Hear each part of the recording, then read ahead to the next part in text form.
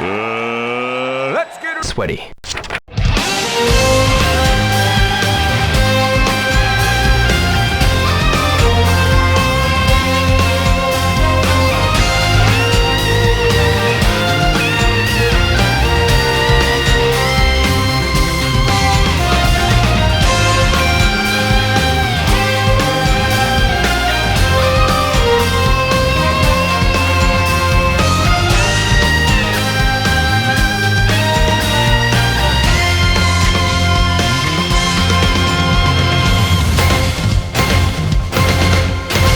Hello and welcome to the Shenmue Dojo Show Season 5, Episode 6. This is our Gamescom 2025 show. I am James Brown, of course.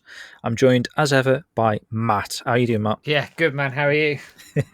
Not too bad, thank you, Matt. Yeah, busy sort of couple of weeks, obviously, with Gamescom. Fucking mental. Adding a little bit of context, this is the week on from Gamescom, so it's already been a week, man, which is mental. It almost feels like a distant memory at this point, like I'd never even been there, like a fever dream.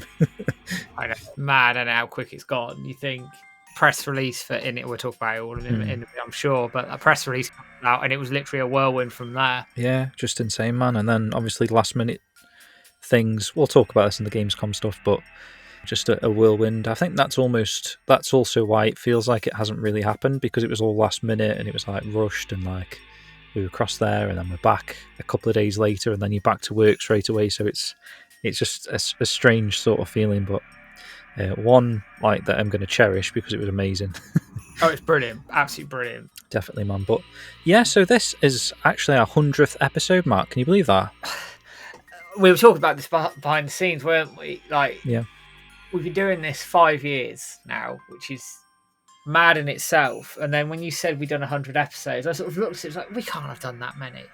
But actually, when you go through it, we have. It's scary when you think back to doing the interview on the Sega Lounge with KC back in the day, and we're like, and he sort of, I want to use the word twisted our arm a little bit to start a podcast, sort of maybe, possibly, sort of gave us that nudge in the right direction. That impetus. And then it's gone from there, really. I mean, 100 episodes. I mean, I haven't listened back to any of the old ones for a long, long time. I expect we'll sit there and go, good God, what the hell did we sound like? But, well, I mean, we have upgraded a mic since the first season, haven't we? So that might be difficult to go back to the first season. I'm not sure. I mean, I don't think we were ever like really, really bad, if you know what I mean, in terms of sound quality. I think we both had like headsets or something, or microphones that at least picked up decent sound, right, back in the day. I don't know. Like I say, you'd probably have to go back and check them out. We'd probably sit there and be like, oh my God, what were we doing?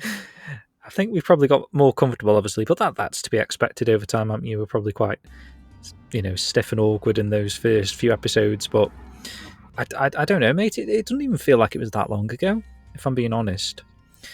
Like, since we did that interview on the Sega Lounge, it doesn't feel like 5 years ago to me, but that is how the passage of time is, isn't it? So. Just gone. Just absolutely gone. Yeah. So I was thinking, like, we could do a bonus show maybe soon. I don't know how our listeners feel, where we sort of go back through all the old shows, and we'll go back to the very beginning, check out the thumbnail, check out the sort of the show description, and see if we can invoke some memories of that episode and talk about it a little bit, and then, I don't know, see if we can go through from then till now. And I think it'll be handy anyway, because we tried to make these shows stand the test of time in the sense, I know we do like a bit of a news section that's going to be outdated now, but for like the main discussion portion of the show, I like to feel that we've sort of picked topics that you can go back and listen to whenever. It's not like it has to be from that period and that period's over and there's no point going back. I feel like we talked about GDC in a show, we talked about artworks in a show, we talked about a specific interview in a show, so they're always there, available, readily available if you want to check out some of the backlog, guys.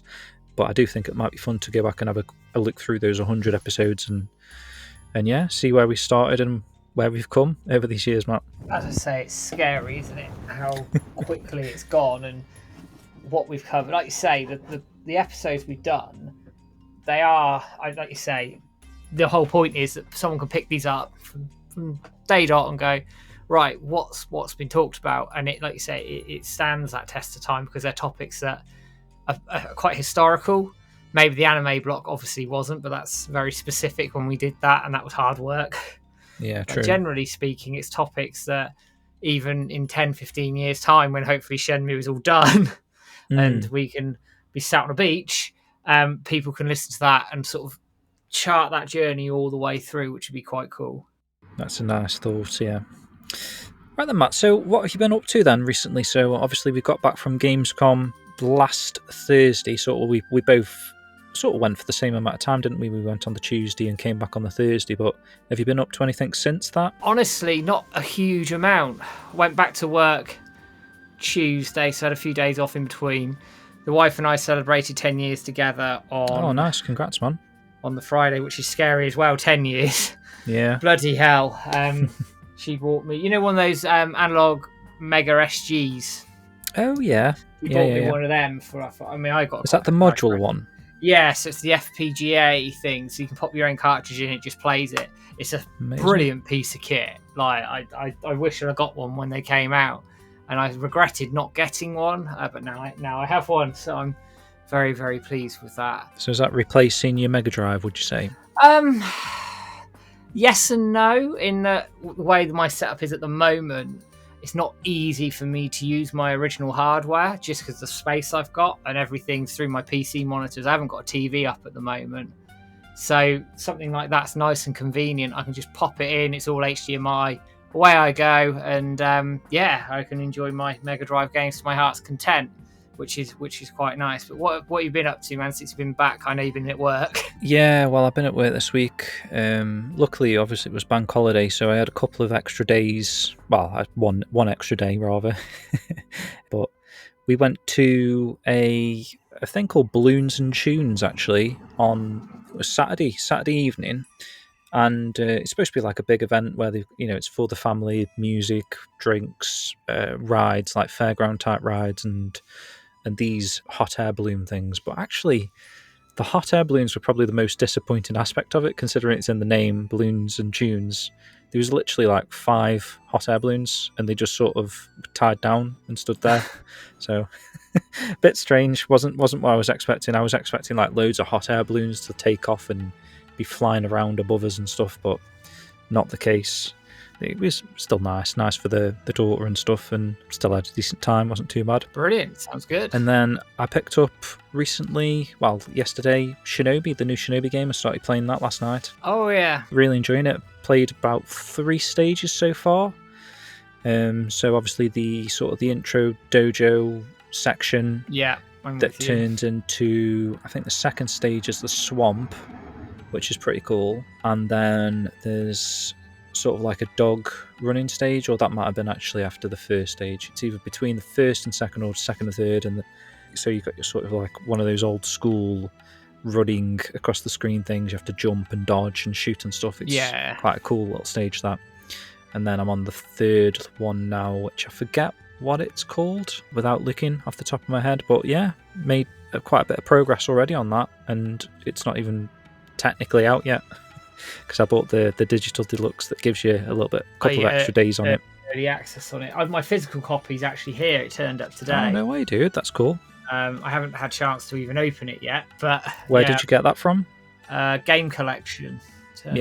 Turned up a day early. I haven't had a chance to play it yet, but I played the demo. I played that on my PC and was very impressed by it. I thought, well, they've got a good game here, and the reviews again back that up. I think it's got solid, a little 8.5, 9 everywhere. It's good start for Sega's new Energy New Era stuff, put it that way. And Ryo's in it. Yes, he is. For those of you who don't know, of course, he has a little cameo in one of the stages, driving his forklift up and down, which I found very interesting. There's apparently also a small Golden Axe poster in the game somewhere as well. Very, very subtle, more subtle than Ryo. And people were going, they're going to do a Golden Axe game next. Well, there's already a Golden Axe game coming out through his New Era Energy stuff anyway. Yeah, the 3D one. So I doubt it.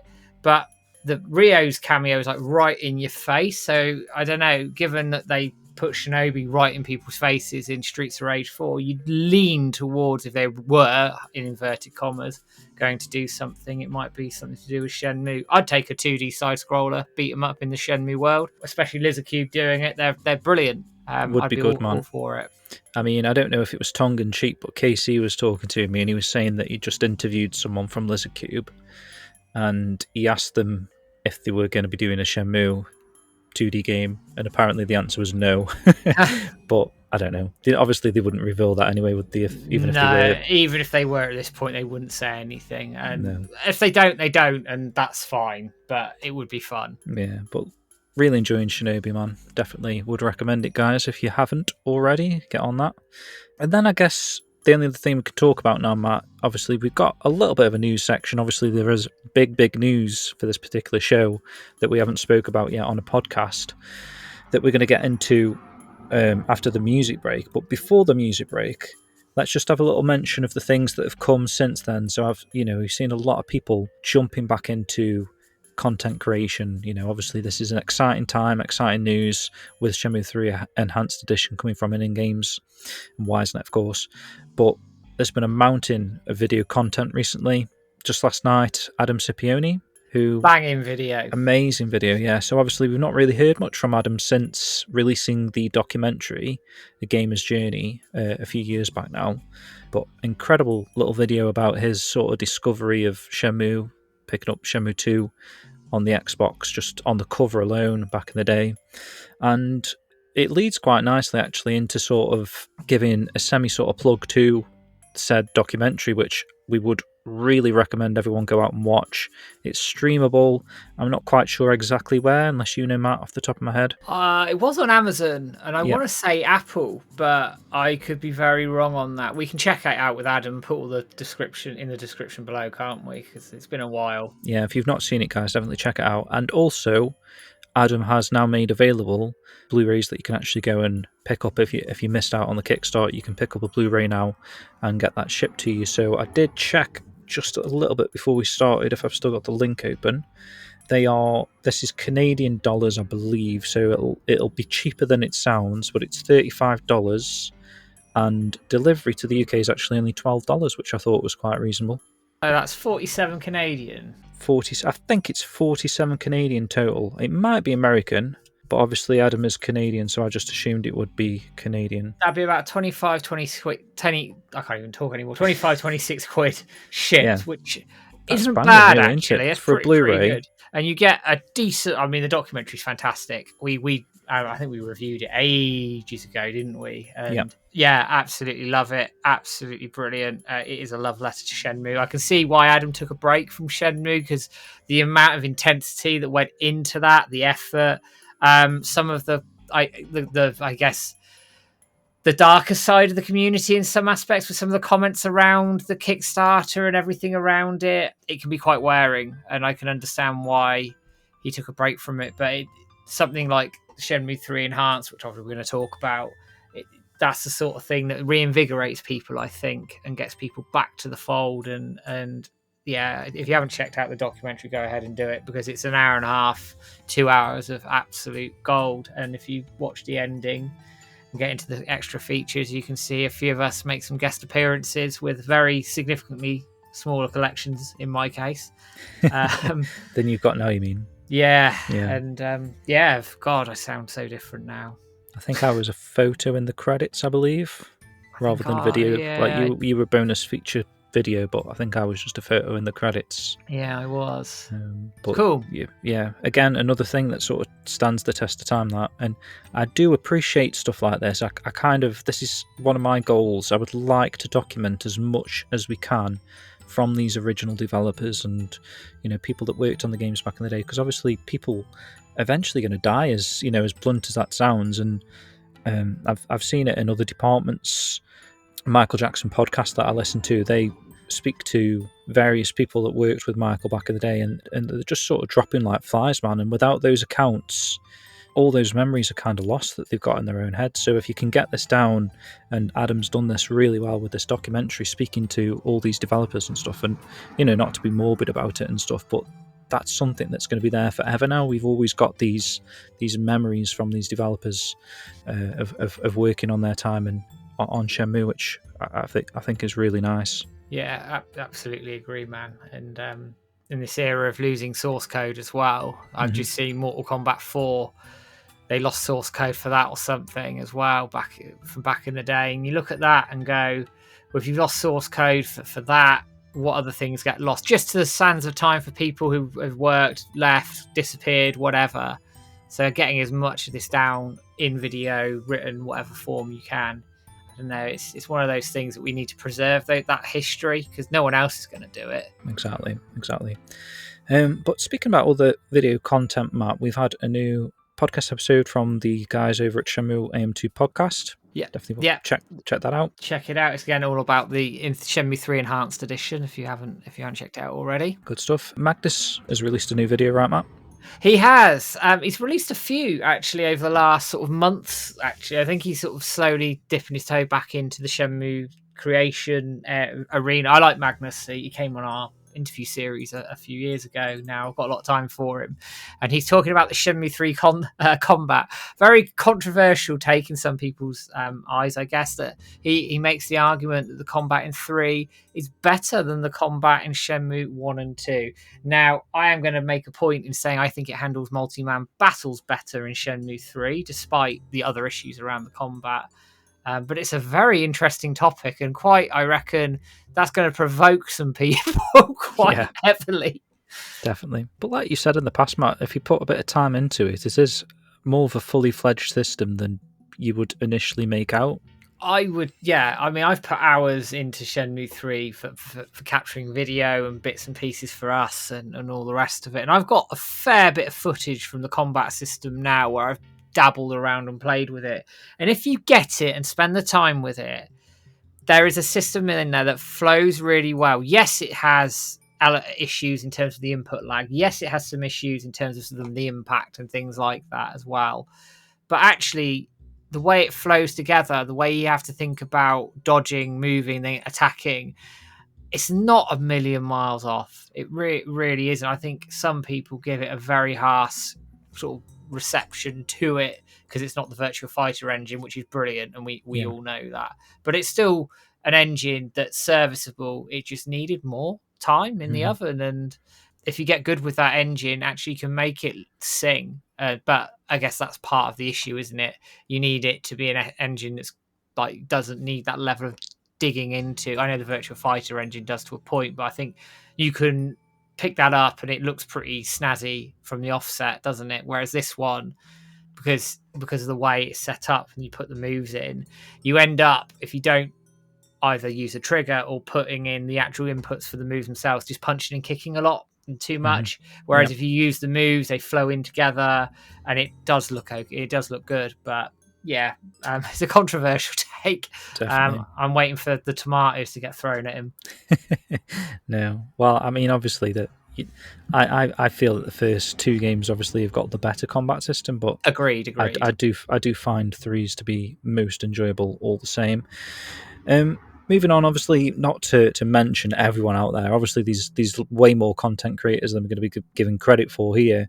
But just a couple of more mentions now. Obviously, Wandering Through Shenmue. He's got a great YouTube channel. There's a lot of videos, especially like his Sukapass Saturdays for obvious reasons.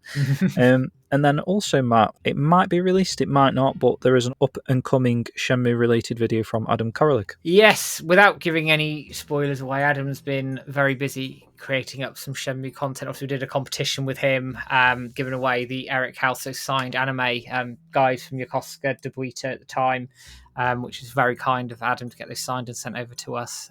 But yeah, check out his recent Shenmue videos if you haven't done so already. As I say, it's good to have more people out doing Shenmue content, especially now with the news we've had. It gives us more impetus. It gets... selfishly, it gets Shenmue up in the algorithm on YouTube, which again helps people get exposure to it. And the more people that are enjoying Shenmue content, the better at the end of the day. Yeah, agreed. So the only other little bit of news, we won't mention it, but we will link it below. There was a heartfelt Metro article, obviously on the Metro. Definitely check that out if you haven't. That happened earlier in the month of August now.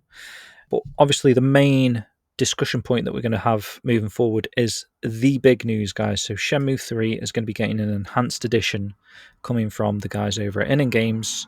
We're going to go through the press release, talk about all of the additional content that they're going to provide us with, and some of the upgraded features and all that sort of stuff, quality of life. We're going to get into that in a moment, and then later in the show we're going to talk about our sort of Gamescom impressions, what we got up to, and then our actual interview with ININ Games itself. So before all that, guys, enjoy a piece of music here. This is a piece from Shenmue 3. It's called Not Even a Moment.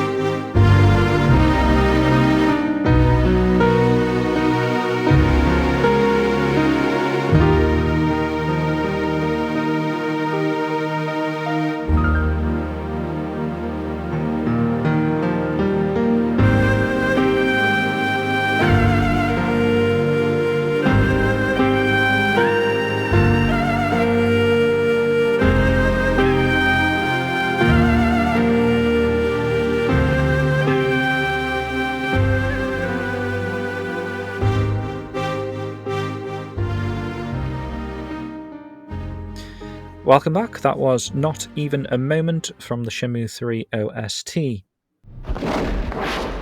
So Matt, let's pop open the press release. So we actually sent this a little bit ahead of time, just so we were able to get our bearings a bit, weren't we, and get a ready. Couple of videos created for this, for the big announcement. Matt, initial impressions from the news that we're going to be getting a Shenmue 3 Enhanced Edition? Well, I guess some of it isn't a surprise, given they talk about platforms and the survey that ININ Games put out back end of last year talked about what platforms do you want Shenmue 3 to be on, and it said Xbox, Switch, PlayStation 5, and all the rest of it. Asked what people would like to, in terms of enhancements to Shenmue 3, like better graphics and things like that as well, and also asked for sort of any other comments that were in that survey. So people, I'm pretty sure, put stamina system and all the rest of it. So a lot of the things that are in here aren't a massive surprise, but I guess the big thing with it is it sort of came out a bit out of nowhere, because we've been we hadn't really heard much for a very long time. As you say, James, we were quite lucky that we had sight of this prior, which meant we could get our asses into gear and try and get some content together. But even that was tight, like really, really tight, and it just madness all around. But none of it's a surprise. But seeing it in black and white, it's like, I guess it's that whole confirmation of, right, they're doing something with. Now we know what they're doing. I think that's where the community buzz starts. And actually, the buzz, I know Shenmue 3 has been considered divisive in some quarters, but actually the buzz around this has been genuinely positive, barring one or two arsehole YouTubers who apparently claim to care about the series, don't have a fucking clue what they're talking about. No, anyway. I know exactly what you mean there, but yeah, I mean, it did kind of take us left field, I suppose. They've obviously people have been hammering home at them, like, what's going on?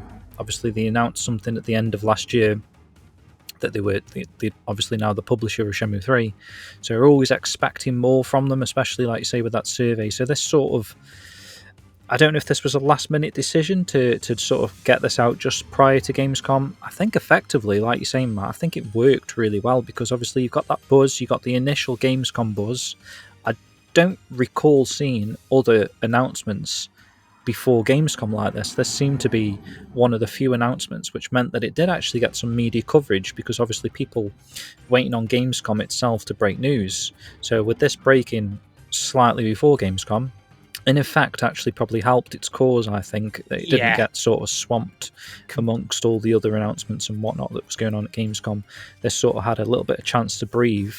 And yeah, I'm really impressed with all the features, and like you say, a lot of people have also, I've been surprised at the response to this sort of stuff. And obviously for the first time now we're getting it on Xbox Series consoles, and also Nintendo platform, which we will talk a little bit about later. But spoiler alert, it's going to be on the Switch. So let's just run through this press release first, Matt, just to sort of get the news out there. So Yu Suzuki and ININ Games announced Shenmue 3 Enhanced unveiling at Gamescom 2025. So it's the most refined version of Ryo Hazuki's epic journey on a new platform with new features, enhanced visuals, and much more. So this is Stuttgart, 18th of August 2025. So legendary game creator Yu Suzuki and publisher ININ Games proudly announced Shenmue 3 Enhanced, the upgraded edition of the acclaimed adventure that stays true to its roots while adding modern improvements. Featuring overhauled visuals, performance boosts, and quality of life updates, Shenmue 3 Enhanced is the ultimate way to experience Ryo's story. Coming to PC, PS5, and with the game releasing for the first time on Xbox Series S and X, and with Nintendo TBC. ... So the key enhancements, Matt, do you want to run through this list for us? Yeah, so you've got enhanced graphics and performance, that sharper texture, richer details, faster load times, making use of the SSDs that are in modern platforms, and smoother gameplay. 4K texture uplift, I guess it sort of leads into that. Refined, more detailed environments and characters. DLSS/FSR support, so high quality upscaling without sacrificing some performance. That's something a few people were quite surprised they put it in there, but I'm pleased to see DLSS and FSR. I think that's a really good move.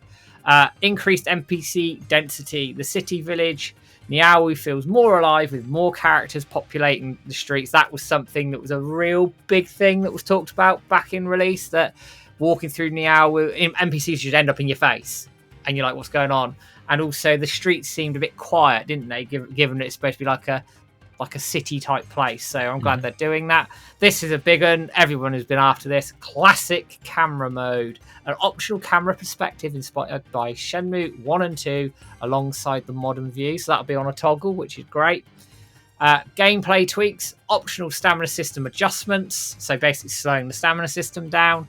Health restoration before fights, again, great move, because you walk into the fights with 2-3 orbs and you get your ass kicked. Not anymore. And reduce money barriers for smoother progression, just to make that journey through the game a bit less frustrating. Improved interaction, so cutscene and conversation skip options. So in the first playthrough, you couldn't skip the cutscenes, believe it or not. Not that I'd want to, but some people do, I guess. Yep. Expanded QTE timing window for more accessible gameplay. I don't care who you are. Anybody and their dog found this really, really, really tough. So whoever has agreed to that, brilliant, because the windows were insane. It's one of the biggest complaints of Shenmue 3 out there, outside of the stamina system, was those QTE windows were evil. And if they make a Shenmue 4, for the love of God, don't make them that hard. Well, make them even harder per game, you think? I think that was Yu Suzuki's original intention. Wow. So they start out at like 3 seconds in Shenmue 1, then Shenmue 2's like 2 seconds, Shenmue 3's 1 second, Shenmue 4 half a second you've got. Yeah, it's just ridiculous, isn't it? So I'm glad they've seen sense on that one, shall we say. Yeah. Menu and user enhancements, user interface enhancements, so streamlined navigation, helpful purchase alerts. So when you buy moves, for example, it doesn't tell you've already got in your inventory, so you spend money twice. You'll get some sort of system around that. And it says optionality first. All major changes can be toggled to preserve the original experience for purists. So essentially, with this, you can get all this new stuff, which is great. But if you want to play it the original way, you can do that. Just turn it all off and go on to Shenmue 3 as it was originally intended. Which is a great move, I think. So you know, they're not replacing a product, are they? No. They're giving you extra. Yes. And, you know, it's up to you whether you want those extras enabled or the original product, which caters to everyone, really. It's a great move, in my opinion. And I'm really impressed with the list we've got there. You know, the classic camera especially. That was like one of my major. Obviously, you get used to it over the years, but when I first picked up Shenmue 3 for the first time, it was quite noticeable, the camera shift over the shoulder. And in fact, you know, using the PC mods, it just works so much better, more natural, in my opinion, for a Shenmue game for the camera to be behind there. So it's nice that everyone will be able to experience that now on all platforms. Which is brilliant. And obviously it was modded in, as we know, by Team Walinsha at the time. So, which is great. And people have sort of, if you've been on PC, you've had that option for a while. But having this on consoles is a big thing, because I think Shenmue primarily, its market base is console over PC. So having that on console is a big plus for me. And we'll touch on this when we talk about the interview in itself. But they also sort of intimated they haven't quite nailed down anything on top of the things they've already announced. So there might be extra things that come through development that they do as well, which also enhance the experience. So again, I think that's only a plus. For anybody who was expecting like story changes or big changes, this was never on the table. It just wasn't, not with a project of this scale. But as we've said, largely the reaction's been in keeping with the expectations out there. You get one or two that are a bit disappointed that they're not going to touch the story and things like that.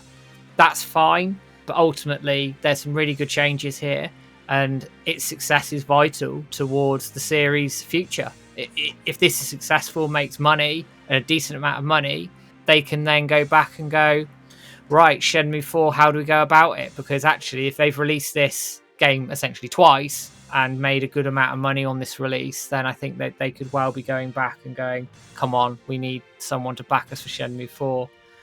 But we'll see. And also, the work they do here, whatever engine they use in Unreal, can be used for a Shenmue 4. So, yeah, we'll see. I think the one to watch out for here is how it takes to the Nintendo platform, because that has got a massive user install base, and you'd imagine the majority of Nintendo players have never experienced a Shenmue game. Yes. So, in that sense, it's also kind of imperative that Sega get off their arse and release Shenmue 1 and 2 on the Switch. I mean, that would help, but even so, people may still have enough curiosity about Shenmue 3 to pick up the third game. Obviously, it does have the digest movie that allows you to catch up. Obviously, you can also go on YouTube and watch, you know, Shenmue the movie, for example, or sort of catch up on the story by other means, watch someone play through the first 2 games if you really have to. So it's just been nice to have it on a Nintendo platform and just sort of see how it takes off there, sales figures wise. Could be a good bearing for the future of the series. And I know people have talked about Switch and being underpowered and all the rest of it, but they must be confident in the way they can optimize the game to get it to work properly on a Switch. Switch 2 is another issue in that, and we'll talk about it more later, in that the dev kits aren't being given to anyone. And it's madness. I don't understand it. But if they can get it running on Switch 1 and get it running well on Switch 1, there will be compromises. There has to be. There just has to be the hardware when compared to the PlayStation 4. It just isn't that strength, and we know it. But if they can get it running well and the compromises are reasonable, they could have a chance of doing some really good sales over there. And more platforms it's on, the bigger the market, the bigger the opportunity. Yeah, something that just popped into my head, Matt. With this enhanced version, will this increase the overall sales of Shenmue 3 as a whole? So say if there was, that initial goal Cedric mentioned where he was hoping to get 1 million sales of Shenmue 3. Say if we were on like 600,000 currently, for example, and the enhanced version sells 400,000, could they then say Shenmue 3 has sold 1 million, or are they going to be considered 2 separate entities? That's really hard, actually. You could, from a positive PR standpoint, go for that if that were, for argument's sake, that was the case. I don't know. I think if you're going behind the scenes, you probably would be going up to pitching to publishers or whoever to go, actually, Shenmue 3, the first release, sold 600,000, to use your number for the sake of the argument we're talking about here. Yeah. And then they go, right, Shenmue 3 Enhanced sold 400,000 copies. Now, you'd have to answer the question of, there's a 200k drop-off, but that's always going to happen, essentially, with a remaster enhanced version. It just is, especially when it's not got significant story content and it's not a game like The Last of Us or something like that, which sells millions anyway. Mm-hmm. So you can argue that point quite, I think, succinctly. Then I think behind the scenes you go, well, across 2 releases, it sold 1 million copies. And we know Shenmue 3, the original release, made some money. The publisher said that it did financially fine. We don't know what it made, but it made some money. But this project isn't going to cost as much as a fully fledged development cycle. It just won't. So if they sell, say, 400,000 copies of this thing, they're going to make a shed load of money on it. Yeah. And that's where, again, get the sales together, you combine it, say it end up as 1 million, then it all becomes viable all of a sudden. And people look at that and go, well, if we can get 1 million out of Shenmue 3 across 2 releases, if we get Shenmue 4 right, can we get 1 million out of it, 800,000 sales in one hit? Because if you can do that, it's a risk. It's a big risk given the history, and we know that. But if they can do it and sell it that way, there might be a publisher that goes, do you know what? To hell with it. Because if you sell 1 million copies at 40 quid, that's 40 million revenue. Yeah. So then you've obviously got to take all the costs and things off of it. But that could justify a budget of $20 million or something like that. Because you double in money, and it's not just any money, it's 20 million. It's like a big profit margin, really.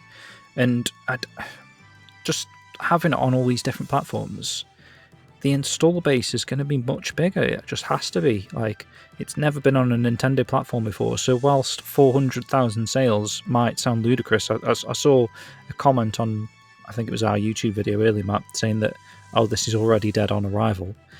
But you're not taking into account the fact that Nintendo players have never experienced Shenmue before on their platform. It's never been released on Xbox, Shenmue 3 at least. So that's going to cater to that platform. And, people that have already owned the game are going to have a simple upgrade plan that we're going to talk about in a moment. So there's revenue coming left, right and centre just from that alone, in my opinion. I don't know, Matt, do you think it could hit those numbers just by being on a brand new platform like a Nintendo Switch? I'm not going to lie in saying that 400,000 is a big ask. A big ask for this. I think if it did that, it's a wild success. And they've made a shed load of money.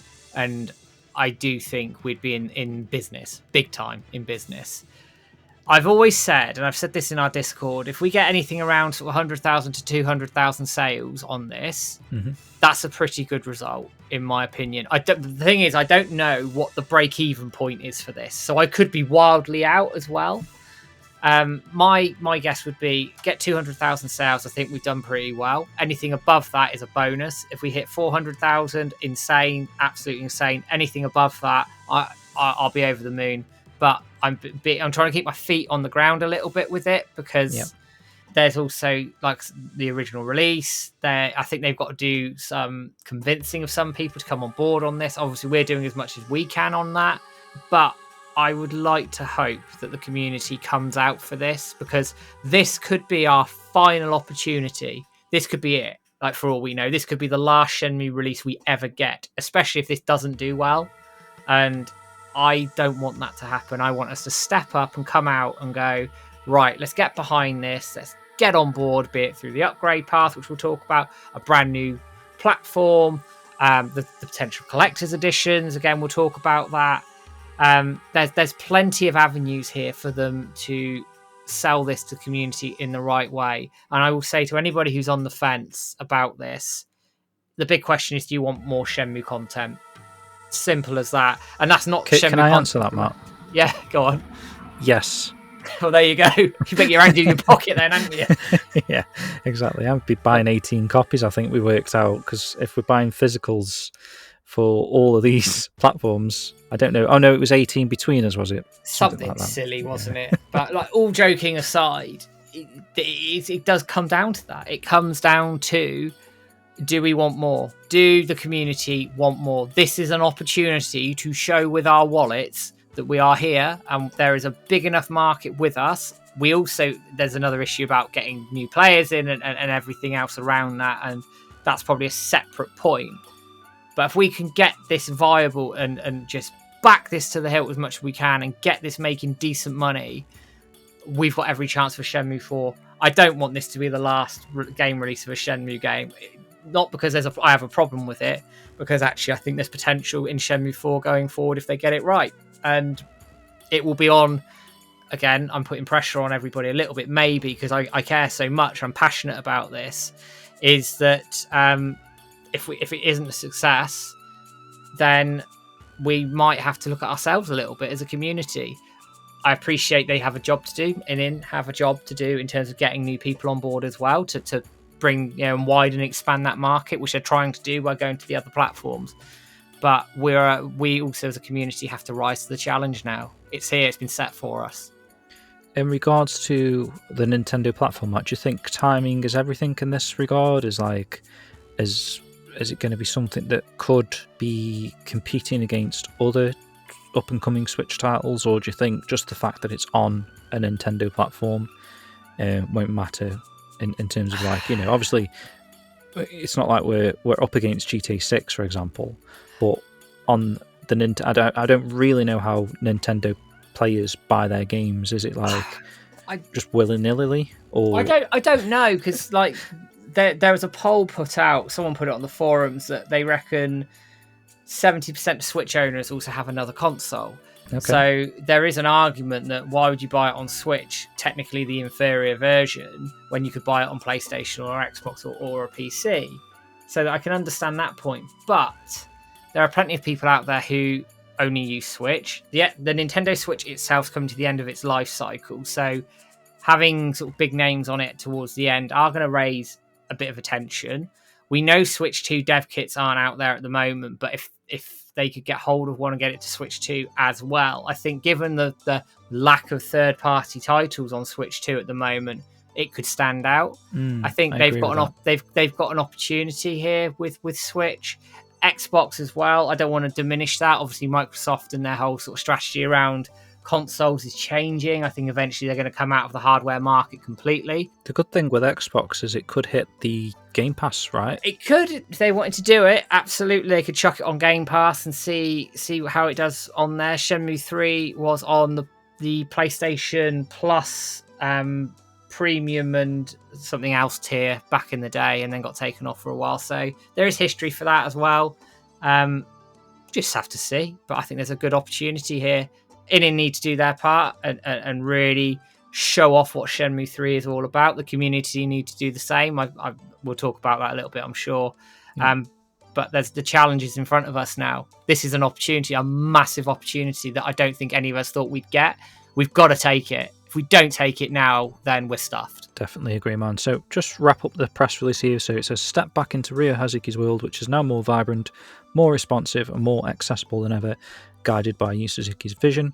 So again, the platform Shenmue 3 Enhanced will be released for PlayStation 5, Xbox Series X/S, Nintendo, which is still up in the air, but we have reported it to be Switch 1 currently, and PC, which is Steam and Epic Games Store. Again, we'll talk about it a little bit later, but potentially GOG as well. It says owners of the original Shenmue 3 on PS4 and PC will be offered an upgrade path to the Enhanced Edition, with details coming soon, and we can provide those as well a little bit later in the show when we get into the sort of the interview portion that we had with ININ Games. But Matt, I think it's sort of time now to get into Gamescom as a whole. So obviously we both ended up attending, which was amazing. Everything was sort of last minute, as we spoke about previously. Very much so. Word. So just a quick rundown of the 3 days as a whole. So for myself, I ended up travelling quite early, actually, Tuesday morning. So I got home from work on Monday and had a couple of hours, had some tea or whatever, and then ended up trying to get myself to bed about 6 p.m. because I was leaving the house at midnight, I think it was. Sounds about right. Sounds about right, yeah. And then I travelled all the way to London Stansted, which was it was quite quick actually. I was surprised. There wasn't much traffic on the road at all, which is, I suppose, to be expected. So it only really took me about 2.5 hours, 2 hours 45, which is pretty good, to be fair, from Stoke. So I got there. Obviously, we'd already paid for the parking, which was nice. I got a little bit of a discount from you, Matt, on the parking. And yeah, my flight was about 3ish, I believe, something like that, 3:30. Got through security quite quick, got on the plane, no issues there.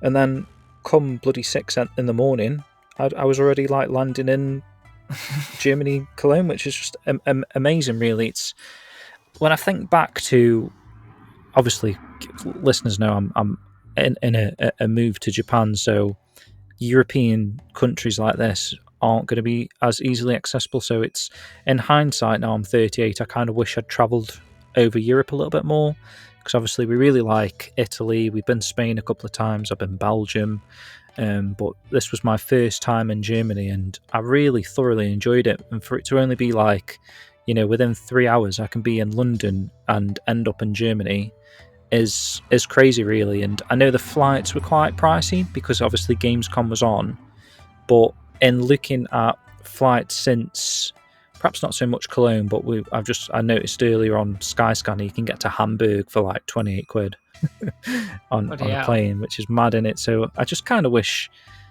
I did a few more of these sort of trips, because it was really nice. And no offense to my wife or daughter, but actually doing this on my own was quite an experience, because I'd never been on a plane myself on my own, and planning out where you got to go, what terminal, what gate, then getting your seat, and then you're in Germany, and then you've got to sort of figure out your way around there to the train station, and then figure out what train gets you to where, how much that's going to cost, if it's free included in this Gamescom pass.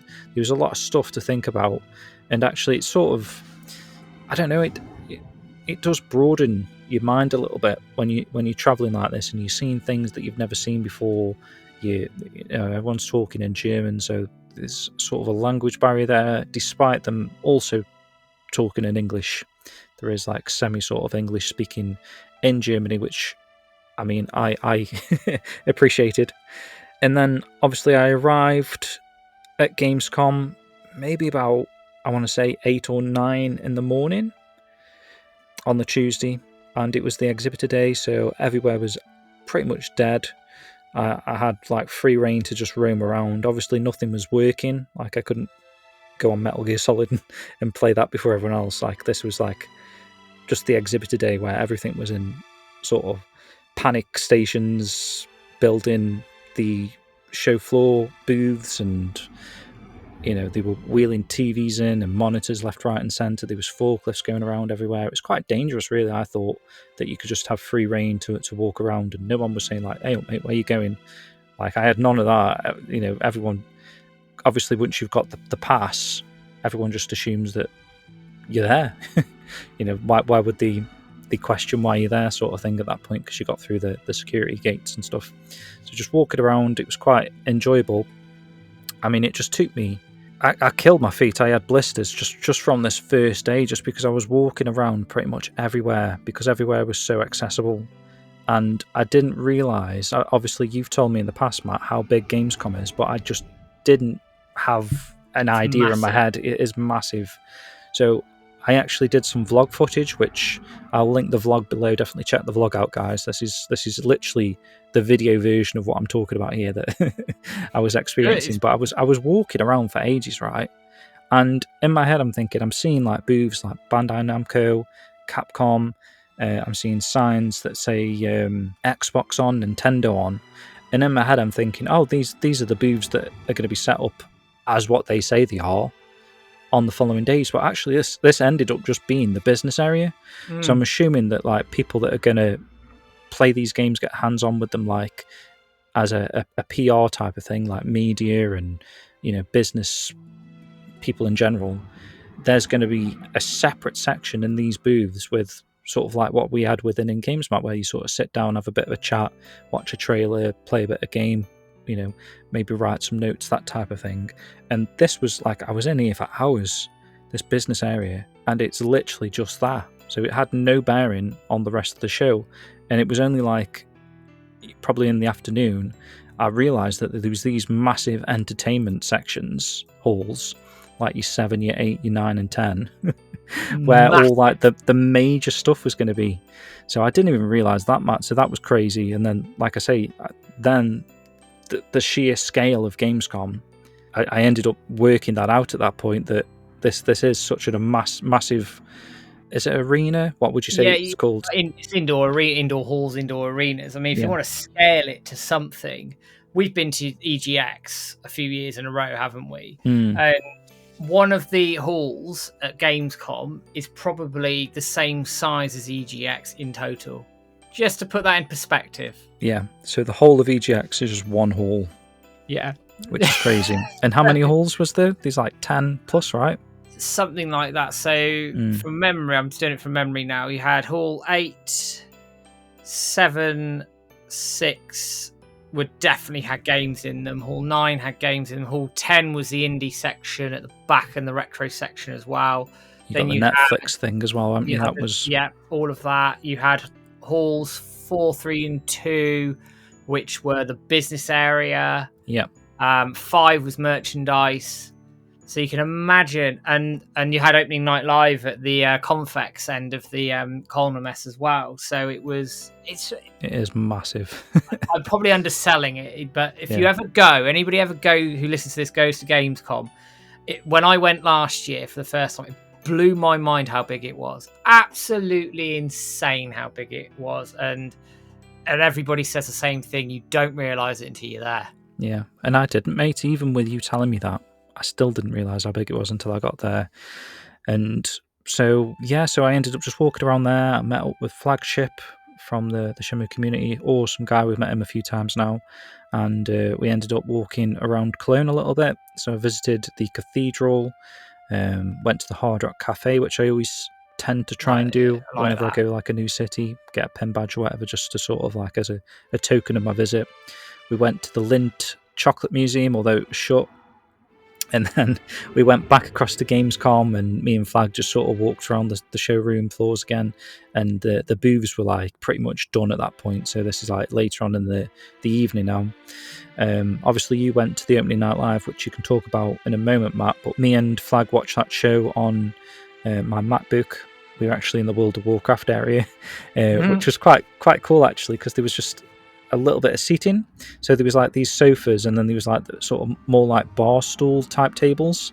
And I just asked the lady, like, we just want to watch opening night live. Is it okay if we sit here? Because like no one else was around really. And she's like, yeah, it'd be fine. Just go sit there. And we sat there. And what was quite cool about that, because there was a trailer for an up-and-coming World of Warcraft expansion as part of the opening night live show, and whilst we sat there, they started like talking and as though they were planning stuff. There was like a big stage thing that they got going there that obviously was going to be used for, I don't know, people playing the game essentially when the actual days had kicked in, like your Wednesdays, Thursdays. And there was like guys messing with lights and, you know, having a bit of a show thing as though they were preparing for something. And then as soon as this trailer had finished, they just turned this thing on, and there was like a second trailer on this big World of Warcraft stage thing. And it was really cool how they'd done it. So they got the characters sort of like, I don't know if they were screens or just projected on, but it was like projected to like various parts of this stage set thing. And, you know, the lights and the footage, it just made it seem like something was playing out on this big stage. I don't know, we never saw it again, whether or not they were showing that to the general public the next day, but that was pretty cool to be there, like the first time they played that, and they were all cheering and applauding. So you can see what it means to these companies just on the showroom floor there. And then went back to my hotel, and then Wednesday was obviously the big day with ININ Games. We'll talk about that a little bit later. Met up with you, Matt, on the Wednesday. And then the Thursday, I was returning back home. So I actually had one last little bit of business to attend to at noon. Oh, I will say briefly, actually, I met up with Dream On. So the guy that runs the Dream On account. So if you've seen him pop up on Twitter or whatever, really nice guy, really friendly. He gave us some freebies as well, Matt. Like, he gave me a 3D printed Dreamcast stand for some Dreamcast games. He gave me a Sega pin. He gave me a Rio Chibi forklift t-shirt for you. And what was the other fucking thing? Oh, he gave me a Dreamcast tin. And he also gave me 2 drinks because he knew that I was returning home today. So he was like, you know, have these for when you're at the airport or whatever. So he gave me like a can of Coke and then this lemon drink, which was quite nice. One of the few times I've enjoyed a bit of lemon. And yeah, just really nice guy. So it was great meeting him. And then went back into the ININ Games area, and they had an appointment that they wanted me to sit in with Edge magazine. But obviously I won't talk too much about that. But you know, there could be an article on the game in the upcoming Edge magazines. I think maybe planned towards the end of the year there. But keep an eye out for that. Actually, I do subscribe to Edge, so as soon as I see whatever article that they're going to be doing for Shenmue 3 Enhanced, I'll share that out. And then went back to the airport, and that was it. It was all over as soon as it arrived, Matt. It was been and done. It was over. Gamescom. But how was your experience? Your 3 days, Matt? What's your take on it? A little bit chaotic, at least, but I mean, I wasn't going. It wasn't a goer, and then sort of very last minute things came together, and I managed to get myself out there, which is great. And I must say that my wife is very understanding of letting me go, given we got a 3-month-old at home, which is why I ended up coming back on the Thursday morning as well, because I couldn't leave her for too long. My wife's fine, she's brilliant with our daughter, but it's a little bit taking the mick, shall we say, if I was out there much longer than that. So I hopped on a plane. I think the plane left the UK, I want to say 10 to 12. So we landed in Germany around 2:30. Took a little while to get through security. And it was really sort of bam, bam, bam, bam, bam on the This Tuesday. is afternoon, right? Yeah. Yeah, Tuesday afternoon. So we stayed in like a hostel-y type place. I had some friends going out there anyway, so went in with them. So sorted ourselves out, literally dumped our stuff, went back out to get dinner at a restaurant called The Ash, which is literally, if you look at the back of the south entrance of the Kolmess, it's there. It's a great restaurant. It's a chain in Germany. Fantastic food, actually. Highly recommend it. Went there, had dinner. Then went over to Opening Night Live and queued up for that. Opening Night Live, I did it the year previous. The year previous, the games were better that were there. I wrote an article on Opening Night Live and sort of my thoughts around it. I will say there's too much CGI in there this year and too many Souls-like games, but I guess that's what it was. 2 games that stood out: He-Man, Masters of the Universe, Dragon Pearl of Destruction, which is coming out from Bitmap Bureau, and I think Limited Run Games are publishing that. That looked really cool. Looks good, yeah. 16-bit sort of side-scrolling beat 'em up. Thank you very much. And the other game that stood out for me was Lego Batman: Legacy of the Dark Knight. Absolutely banging game. That looks really cool. So I was really, really impressed with that. I'd recommend, if you can do opening night live, to do it. For some people, it might just be a one and done thing. I thought the show this year was average. I thought the show the year prior was much better. And also, when they let us out, only gave us one gate to get out of, and it was a massive walk to the gate in the first place. And I'm surprised there wasn't a crush. It was poor, really, really poor. All it would have taken is a couple of people to lose their shit, and there was a crush on your hands. Not good. So, how close were you to Jeff Keighley, man? Not close enough. No. No, we were, I would say, about 20. Well, I don't know actually, because you had the first sort of 10 rows were reserved. So probably sort of 15, 16 rows back from the front. So it wasn't bad at all. Pretty good. Out of how many rows would you say in there? I don't know. We couldn't tell you. There's 5,000 people in there apparently. So pretty good. So that was all fine. Went back to the hotel. Went to bed. Well, I say went to bed. I wrote the article and published that really quickly that night. Yeah, mate, you smashed that. Yeah, really good. So did that. And I went to bed, got up the next morning, got there for just before 9 o'clock, got in, went to sort of obviously meet you, which was really funny because we were stood in the same queue and didn't realise. Mate, I forgot about that, yeah. So I was like messaging you, weren't I, to find out where you were at. And you said you were in the queue for Metal Gear Solid 3 or whatever it's called, Snake Eater. Yeah. And so I went across there, I couldn't see in the queue, and then the lady said to me, "Oh, you need a wristband." And I was like, okay, what for? Yeah, it's like an age restricted wristband or something. I was like, okay, where do I get them from? And she said in Hall 6 or something. So I went to Hall 6, still couldn't find it, so I ended up asking a few more people to try and find where this bloody wristband was. Got my wristband, and then I messaged you saying, I've got mine now. And you were actually looking for yours at the same sort of time, so we could have bumped into each other then, but we didn't. And then you said, okay, you're heading back to Metal Gear Solid queue. And then I headed back to the Metal Gear Solid thing, and I still couldn't bloody find you. I was like, are you in the queue? Like, are you at the front? Have you maybe gone in? And then, because of how the queue was structured at the time, it was a little bit messy. So the lady sort of said, can you all go more in line? And so obviously a few people moved positions as we straightened up this line. And then I'm looking at my phone, like, going to text you, like, I'm in the queue, like, where are you? And then I looked up, and I don't know how I sort of recognised you, because obviously you got a cap on, but you got your bag, and I don't know, there was something about you. I was like, oh my God, he's literally standing in front of me. So I tapped you on the shoulder, and you were like, get out. Because I was just asking you where you were, and you're like literally in front of me, which is funny. It's funny as hell. So yeah, that was... We met up, then obviously played Metal Gear Solid, played a few other games as well. I won't go into sort of all of that there. I wrote an article up about all the games we played and tried out, which was great.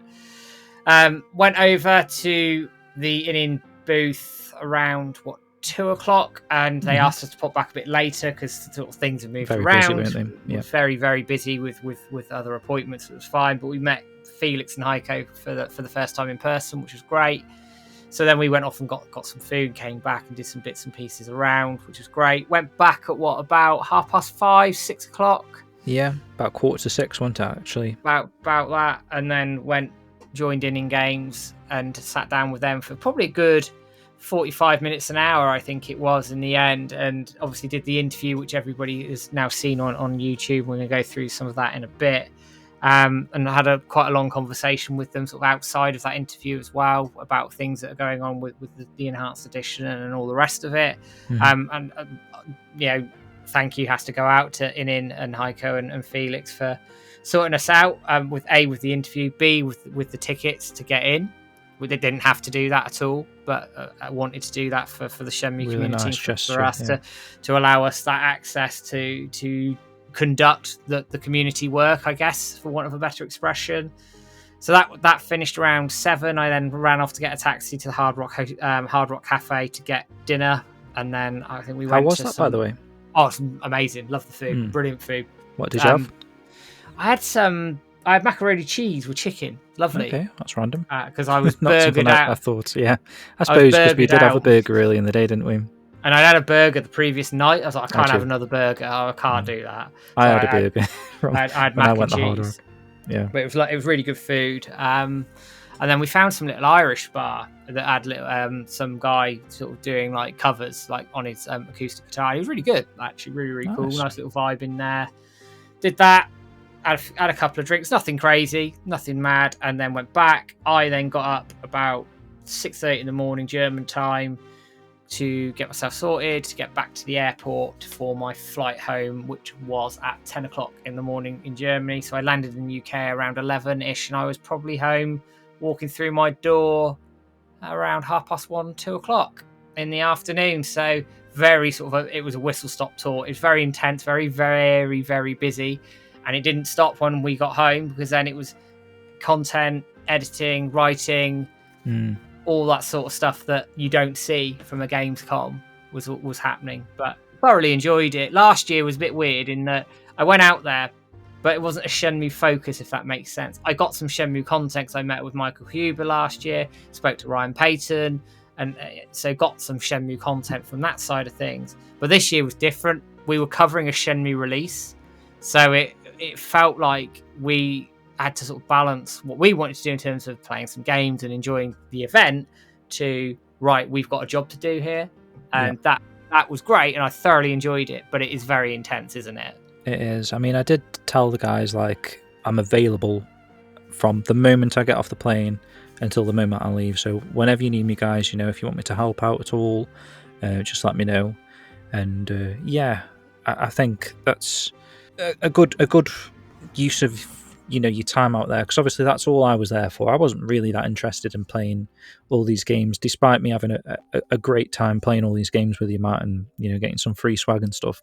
I was just there for Shenmue, and it made me think, actually, going back to 2019 or 2018, whenever Shenmue was at Gamescom. I think it was 2019, and just trying to imagine actually how that would have been. So that would have been sort of like, say, the Metal Gear Solid booth, where you queue up and, I guess, play a demo. See Yu Suzuki, wasn't it? Like, there was a signing going on.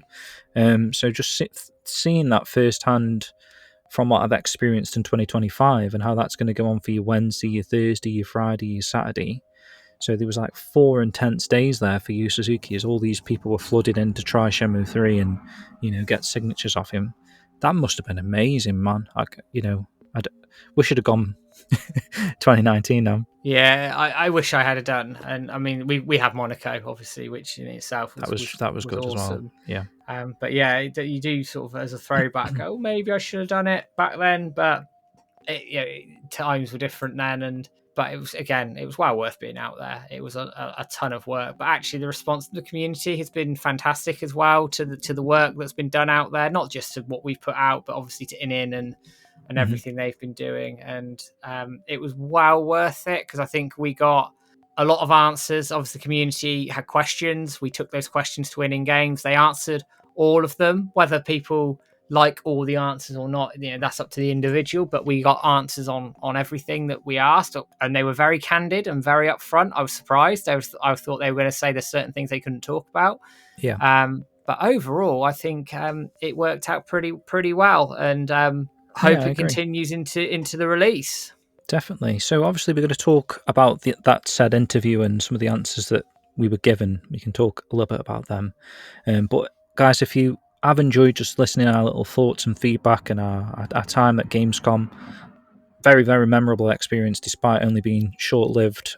In a way, it's probably makes them more memorable, because it was like non-stop from the minute you land to the minute you leave. So it's like those sort of things stick with you more in your head, because it was like a stressful encounter. I think there is some science to that. Like, the most stressful moments in your life are the ones that you sort of remember the most, which is why you remember, I don't know, being stressed about an exam or something, rather than the work that you put into said exam. It's like that is the moment that you remember the most, and any time that you're a bit stressed out like that. So it was like a very stressful couple of days, very busy, but very memorable. But if you want some more impressions from that, you can definitely check out my vlog that should have been released by the time you're listening to this. Give you a bit more of a visual sort of show of my 3 days at Gamescom. Hopefully enjoy that. And then also definitely check out both of Matt's amazing articles. So he wrote about the opening night live and obviously his initial impressions from what was announced at Gamescom, and then also the day, that Wednesday experience on the show floor, trying out games, etc. like that. So if you'd rather a written type of thing on that, definitely check out Matt's article.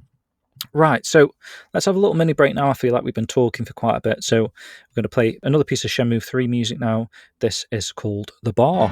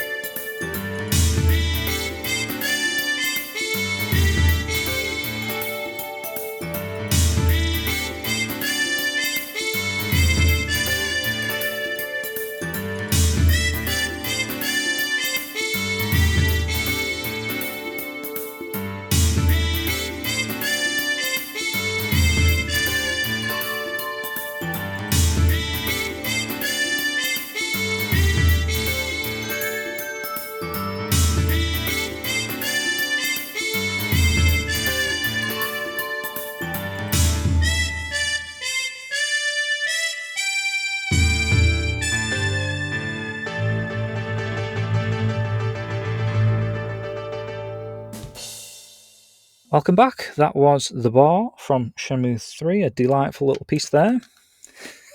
Yeah, Hopefully you agree.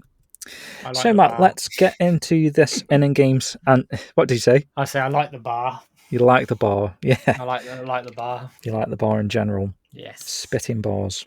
Right, so let's talk about this ININ Games' interview now. So this was conducted on Wednesday the 20th, so literally a week to the day, which is mad. Can't believe that's been a week already since we've done this. So I'm taking a post that was written on the dojo from Sal's Ohm, maybe. I don't know how you pronounce that. How would you pronounce that, Matt? Sal's Ohm. Salsoum? Something like that. Something like that. So he's essentially put, I guess, the video somehow into AI, and the AI's written essentially the notes of everything that was discussed during the interview and the answers it gave. Really nice. I've read through this a couple of times now just to make sure it's done it correctly, and it has done everything. Pretty damn job. Good. So it's very helpful for a show like this to have it in this format, so we don't have to watch it and make our own notes. Not that we're lazy, but it just saves 20 minutes. It does. Yeah.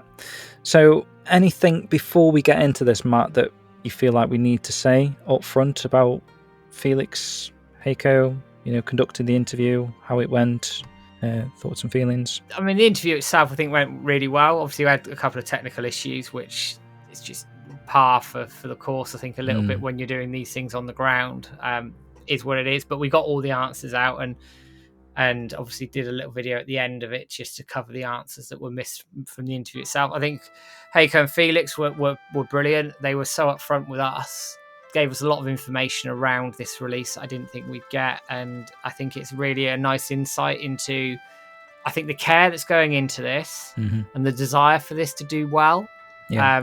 because I don't think we've had that with previous publishers necessarily. No, I specifically said to them, like, this is so refreshing that you're so transparent, you're being so honest about this, because, you know, we've tried to have any type of relationship in the past with, like, Deep Silver, Cot Media or whatever, and they just flat out ignore you, and that was the same for everyone. It didn't matter who you were, they just didn't care at all, and it's a shame, really.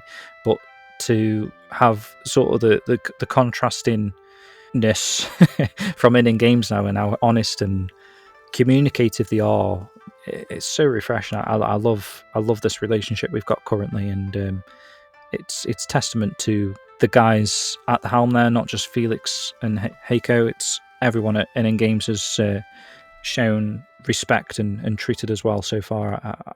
I'd say, Matt. Yeah, without a doubt, and they don't have to. They don't have to do any of this, but they clearly want to engage with the community and want to make this a success and want to do the best they can by the series, and that says a lot. I mean, put it this way. It won't be for the want of trying from ININ Games' perspective. They're trying to do what they can with what they've got, and I think that they're really passionate about this, actually, which is refreshing to see. Yeah.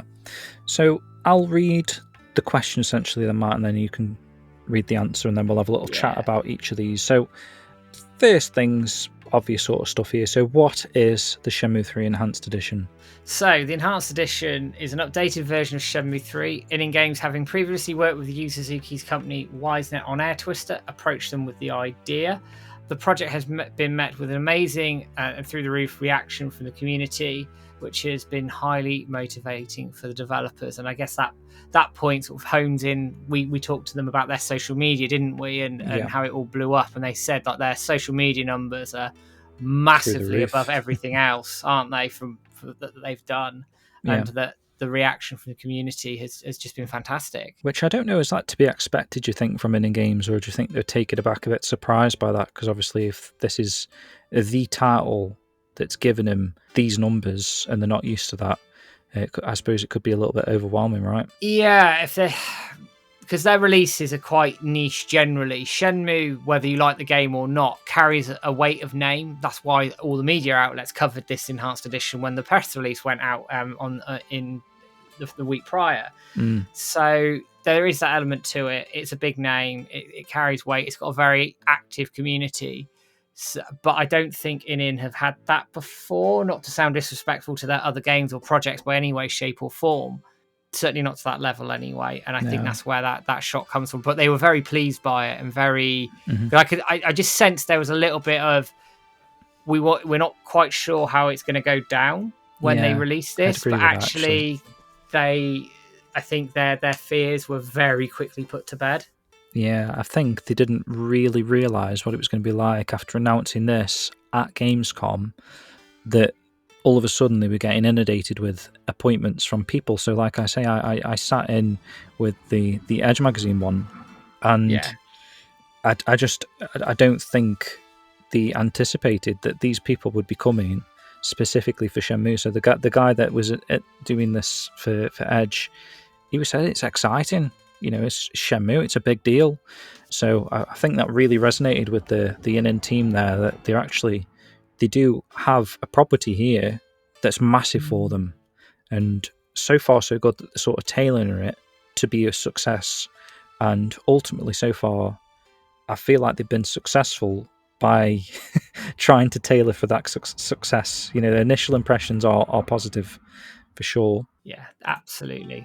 So the next question, Matt, so what is the planned release window? So ININ Games are currently aiming for a winter 2025 release, although it's not quite yet finalised and depends on the development progress. I think that's completely fair and upfront, isn't it? Yeah, so winter 2025, obviously that could spill over to 2026 as well, because obviously winter goes up to February-ish. Yes, yeah. But for them to specifically say 2025, you know, you're probably looking at Christmas time, I'd imagine. Which would be very much on point for Shenmue. It would. So we'll have to wait and see. I'd probably, if I was being honest, would expect a delay of some kind. Yeah, I wouldn't be surprised, just because, again, I'd we're rather already they so close to that. Yeah, we're not far away, and I'd rather they took their time and got this right, and didn't have the traditional release where you have to patch a million things and all the rest of it. I'd like this to turn up, right, and Digital Foundry do like a technical analysis on it, and they go, runs brilliantly, Yeah. performance excellent, thank you very much, and all that sort of thing. Mm-hmm. That would be a dream. Yeah, agreed. So which platforms will it be available on? So the game is confirmed for Steam, the Epic Games Store, so on both, so that we avoid that controversy again, thank God. And the original Nintendo Switch, also Xbox. It doesn't mention it on this breakdown, but that we covered that in the press release anyway. PS5, yeah. And PlayStation 5. A release on GOG is also being considered, so we'll hopefully get more detail on that soon. I know the original Shenmue 3 is on GOG, so and I don't see any sort of major reason as to why they shouldn't or wouldn't, that I'm aware of at least, but we'll have to see. They obviously want to bring it to the Switch 2, but the timing for this is uncertain and depends on when Nintendo makes development more accessible. So being talked about a lot in the media at the moment is nobody, unless you're some massive third party or at Nintendo and can smuggle one out, can get hold of a development kit for a Switch 2. I can't understand it. It's bonkers, but nobody can get them. What Felix did elaborate on is he felt over time that will get easier because they'll start coming out, and it might be that later on they could potentially do something with Switch 2, but at the moment, given they can't get hold of a dev kit, it's not going to be particularly easy for them to do it. No, which is fair. Yeah. But currently definitely coming to the Nintendo Switch 1 is their current intention anyway. Yeah. And obviously that's backwards and compatible with Switch 2 anyway, so if you do own a Switch 2, you can pop this in and it'll still boot up. Obviously, won't be as spectacular, I wouldn't have thought, as the sort of the high-end PS5 PC release. But eventually rather, if they do bring out a dedicated Switch 2 release, then it could probably be a lot closer to that level. Will there be an upgrade path for current owners? This is a good one because we got some really good information here. So yes, as confirmed in the press release, an upgrade path will be available for the players who own Shenmue 3 on PC and PlayStation 4. The price for this is tentatively set at between 10 and 15 euros. This is subject to change, and we went into a little bit more detail with this in that they need to work out the costs of registering it onto PlayStation. They need to look at all of that. They need to look at identifying all the owners on PlayStation and then set pricing accordingly to the costs it's going to be to list the game up and that upgrade path on there. But I thought 10 to 15 euros, 10 to 15 pound, 10 to 15 dollars is fair. Very fair in my opinion for an enhanced version of a game, a 6-year-old game now that they've put in a lot of time and effort into bringing it up to date. I think it is very reasonable actually. Yes, absolutely. Will the DLC be included? Now, this is one I'm glad we're covering. So, the Enhanced Edition is planned as a complete version that will include all previously released DLC. So, when you think of Battle Rally, the Story DLC, and the Big Merry Cruise, that is all going to be on there. This new version will be a standalone game listed separately from the original. So, when you think of your PlayStation Store, your Steam, wherever, you're going to have Shenmue 3 as one listing, and then Shenmue 3 Enhanced is another listing. So, 2 separate listings there. However, Kickstarter exclusive content is not currently planned for inclusion. Now, this caused, I think, a little bit of confusion. Yeah. I think we've interpreted it in a different way to some people may have done. We're going to get further clarity on this. But the way we have taken it is that anything that was in the original release that was already accessible to a bog standard retail player who bought the game off the shelf, no Kickstarter backing, nothing, anything like that they could see will transfer over to this, is our opinion and our interpretation of this. I see no reason why it wouldn't, man. Exactly. So things like the Safe Shenmue building, things like the Lucky Hit boards, the NPCs that are walking around, the stalls named after random people, the emas, the messages in the temples, those sorts of things. The cutscenes that lead you to those places as well. Yeah, because you're not going to take them out. It's more work to take them out. Yeah. Which makes no sense. And they're not linked to any specific backer, are they? It's not like... I think when, obviously, we asked them about Kickstarter DLC, they're thinking about codes, aren't they? So it's downloadable content, or whatever it's called, right? So none of these features, your Save Shenmue building, was a downloadable piece of content. It's just in the game. It's part of the world. So only like specific things that you backed on Kickstarter that came with a code that you inputted into your PlayStation dashboard thing, or on PC you went in there, you typed a code in. Oh, it's giving you like 10 snake power, 10 lucky hit tokens, whatever they're called. And all the rest of it. That stuff is what they don't really want to get into, because obviously those are from a bygone era where people supported the projects at that point to get said reward, so they don't really want to just then give everyone those rewards for free, because then that's going to cause a little bit of controversy. And then also, if they were then to do it specifically to the people who originally backed it, they'd have to go through 73,000 names and figure out who picked what, who got what, who should be receiving what. So that's a massive headache. So they'd rather just do a separate entity, leave the Kickstarter coded content might be a better way of putting it, but everything else I just imagine will be in the game. So your credits probably, I would expect the backer credits to be there somehow accessible. Maybe not the direct credits, but I'm pretty sure they'll be somewhere in a menu. In the original release, they're accessible through the menu anyway, so there's no reason they can't just pull that over and just do the same thing. Makes perfect sense to do that. We will get clarity on this, because what we don't want to do is misinterpret what has been said and obviously get that wrong. And if for some reason they were going, we're going to get rid of all the Kickstarter stuff like the Safe Shenmue building and things like that, A, it's more work and I can't see the point in doing it, and B, we will be stressing, don't do it, keep it. Yeah, there's no reason to get rid of it. And in fact, I would honestly suggest to them the international phone card that had additional voiced lines, and say the couple of move scrolls that were part of the Kickstarter.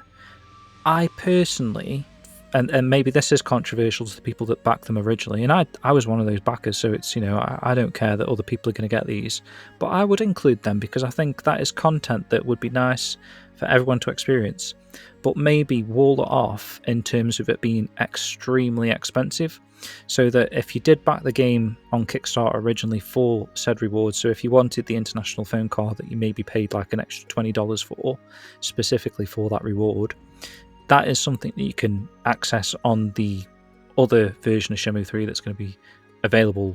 It's never going to get delisted. That's what they were saying. If you want that, you can go back to the old version, experience that for free, or in the enhanced version, maybe pay like bloody 20,000 yuan. You know what I mean? Like something crazy. Make it really hard. At least it's in the game, so it's not like you're losing all those voice lines completely in the enhanced version. And I know actually they were kind of all lost anyway to your regular bystander that went in a game store or bought it off Amazon, like the original retail release. They didn't have those conversations anyway, so I suppose there's a point to be made there that this shouldn't have them as well. But in my opinion, I think tiny things like that should just be included somewhat, even if it's walled off to be next to impossible to get. At least it's in there. I think if you're keeping it consistent to what happened in the retail release of the original release, nobody can kick off about it. People might try, but you can just point to go, well, it was the exact same in the previous release. There's no controversy there. It's something worth polling, I think, and potentially getting a view out of the community as to whether ININ were to do it or not. I'd just be very interested to see how the wider community views this around those Kickstarter rewards that are locked behind those backer codes and DLC codes, and just see what the lay of the land would be. Personally, I don't care. It's been and gone. I got my reward. I'm very happy. I've played the game. It's been 6 years. It'd be 7 years potentially. It's a long time. Everybody got what they wanted out of it. But that could just be my opinion, and the community are completely going down a different road, and I'm swimming upstream with it. So we'll see. No, I agree. I just think it's mental that someone would gatekeep a black jacket after 6 years. Just pop it in the game, but put it as like 20,000 yuan. Is it really a big deal? I don't know. Well, I don't know, but I think we'll get a bit of a view from the community and we'll clarify it within ININ. But our interpretation is that anything that was in the original retail release that anybody who was not a backer could see will be in this game. So backer credits, etc., etc. But anything behind a code will not. Yeah, I do wonder if that extends to the pre-order thing. So obviously, if you pre-ordered it from certain retail stores, you did get a move scroll there. I forget what that was called. Burning Sandstorm. Burning Sandstorm, yeah. think that was the only one, right? There wasn't like a second pre-order with a different store that was a different move. I think No. it was So just burning. you got Burning Sandstorm, you got some Snake Power, and you got a Kenpogi training gear. Oh yeah, that's a nice outfit, to be honest. But there is obviously loads of those in the game already. But yeah, so it's not a big issue. I think we could get some clarity on that as well, whether that pre-order DLC could be included. I'm not sure, because obviously that isn't We'll Kickstarter. ask the question. Yeah, we'll ask the question. Right, let's move into the technical enhancements and gameplay changes now. So will performance issues like frame rate and loading be addressed? So before I answer this, just to add a little caveat here, it mentions fixing stuttering issues on PlayStation 4. It was confirmed outside of the interview by Heiko that actually the enhanced edition isn't coming to PlayStation 4, but obviously the upgrade path is. So just to caveat that a little bit. So yes, the team is focused on optimization, especially to ensure the game runs well on Nintendo Switch. These improvements are expected to fix stuttering issues on the PS4. As I said, it's not coming to PlayStation 4, but there's also stuttering on PlayStation 5 and on PC, although less so. The plan is also to remove the no running zones, which were originally implemented to hide the loading times. Obviously now you've got SSDs, faster asset streaming, better CPUs and better GPUs. So that all makes sense. Yeah, that's a good one. That is actually removing the no running zones. Yeah. That'll make quite a difference. I did see one person say that he actually liked the no running zones, which I was thinking... You can still walk if you like. You can still walk. Yeah, that's true. You could walk everywhere. Some people do walk everywhere, actually, don't they? Yeah, absolutely. Yeah, it's nice to have the option. How will the world be made to feel more alive? So the plan is to increase the number of NPCs in the world. Specifically, this is more around Niaowu. This will be achieved by reusing existing character models with slight modifications, such as different clothing colours to make and create a more bustling atmosphere. The team is also considering adding NPCs to previously empty locations like restaurants, which was a response to a very specific question that came out of the community. And it's a fair point, because there's all this food, like you say, there's all this food on the table, but nobody eating it. Mm-hmm. So just makes more sense to it to add a couple of NPCs knocking around the restaurant, so it just add to the immersion. And obviously that's not been confirmed, that they were going to change the different colours of clothing and stuff like that, but that was something that he said could be a solution to that, because obviously they're not going to model new NPCs at this stage, but they could also do some tricks to make it feel more alive. Excellent. Are there any UI or quality of life improvements? So the user interface and user experience are being redesigned. We don't know how much of an overhaul this will be, just to caveat that. A confirmed improvement is the addition of the checklist for tracking purchase combat moves, a feature highly requested by players for easy trophy tracking, serve it on Steam or PlayStation. You had a trophy for buying all the moves in game. Makes it sound easy, but when you don't have the checklist in the shops that you go to, you end up buying the save move twice. And also, most of us had to start writing manual lists, didn't we, to flip and get all the moves. So that will be eliminated. Yeah, so that's a good quality of life feature. Obviously, you were asking specifically about the tutorial for combat, if that would be something. I think he did say that it's not something that he knows 100%, but obviously they're going to be looking into all of that to see where they can make improvements wherever necessary. Looking into it, aren't they? Because that tutorial screen is just mash buttons, but that doesn't tell you anything at all. So hopefully they do it, but it might be difficult for them to do that, because it's how do they introduce the combat system and how do they modify it to work that way, or do they just give you a couple of screens to say this is what this does, this is what this does, and you sort of have it in the help section within the game once you've viewed it once, maybe. I don't know. Yeah, you don't know how much of this is actually like hard coded into the game, where because moving on to the next question, I sort of took their answer to this, because I was asking about the input delay in the combat, and they were saying like they won't go into why, but it's not possible. Well, it's probably not possible, and I'm thinking it's probably because it would bring the whole system to a close. It just essentially destroy the system if they started changing things, because it's been designed in a specific manner to work like that.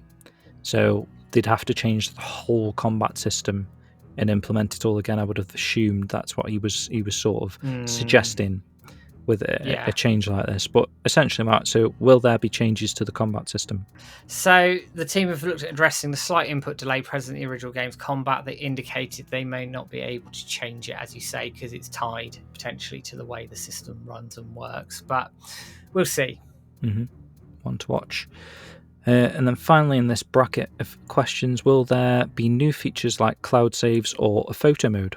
So the PC version on Steam is intended to have cloud save support. Thank you, because when I changed PCs, I lost my saves. Great. Not good. No, especially when I was trying to capture footage for the site, and I was like at a certain point, and I was like, oh no. But anyway, a photo mode is also being considered, but is not a high priority for the team at this point in time. So it's on the list. If they can do it, great, but don't expect it. It's probably my word on that. Yeah, it would be nice. I've seen people saying like very much advocating for this because people are then in turn going to share loads of screenshots of the game on social media platforms, and then that's going to lead to additional sales by the people that think like, oh god, this game looks nice, which a lot of people should think that, because from screenshots we've seen shared by other people, Spags has done some amazing screenshots in the past. Luna, of course, who did the postcards for Shenmue World Issue 2 and 3. Amazing screenshots. So people like that having a tool easily accessible for all platforms definitely probably would bring in a few more sales, I would have thought. And that's the key point there, James, you've made. All platforms. PC, you can do it through, you've got NVIDIA, the tool there, or you can go into UUU, turn the HUD off and move the camera around and take screenshots and the rest of it. So on PC, you there's not a specific photo mode in game, but you can use tools to make that happen. Console, you don't have that benefit, and it would be lovely to have console players in on that side of it as well, because then you've got more people taking these shots and showing off the environments in Shenmue 3, which are absolutely stunning. So it would be really cool to have. Content and extras now. So will there be any changes to the story or dialogue? Big question, this one. So this specifically, we raised the mistranslation at the end of the game about the scroll, and Rio saying, oh, that's where we found the scroll, and whereas actually it's completely not. So the team is aware of the significant mistranslation at the end of the game. They are considering correcting it, but the feasibility is still under the review due to the complexities of voiceovers across multiple languages. Then on our forums, user Wuying Ren put a little YouTube video together, basically just saying, we'll just cut, let's see how it sounds with the whole line just removed. And actually it works quite well. Yeah. So you have like a dramatic pause. So we've sent that straight to ININ Games, haven't we? And gone, you may not need to actually do anything, just take it out. Real simple solution, right? Just remove the voice line and remove the subtitle. And actually, it doesn't even need to be there, really, because one, currently it's just adding confusion. So you come out more confused.